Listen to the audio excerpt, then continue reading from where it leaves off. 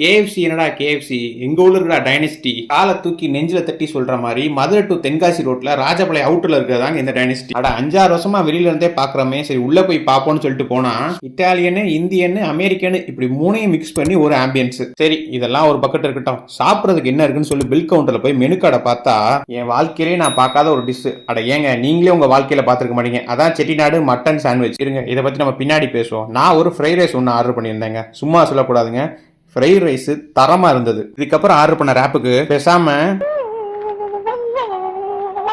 இப்படி இருந்திருக்கலாம் போல. இதுக்கப்புறம் நம்ம ஆர்டர் பண்ணதாங்க சிக்கன் டிக்கா பீஸா. அண்ணன் பேர் வைக்கல கொஞ்சம் கன்ஃபியூஸ் ஆயிட்டாரு போல, இதுக்கு சிக்கன் சீஸ் பீஸான்னு வச்சிருக்கலாம் போல. ஏன்னா சிக்கன் டிக்கா டேஸ்ட் சுத்தமா இல்லவே இல்லைங்க. சிக்கன் சீஸ் பீஸா வேற லெவலுங்க. சரி ஓரியானா போட்டு சாப்பிடலாம் சொல்லிட்டு திறந்து பார்த்தா ஆஃப்டர் மீலு.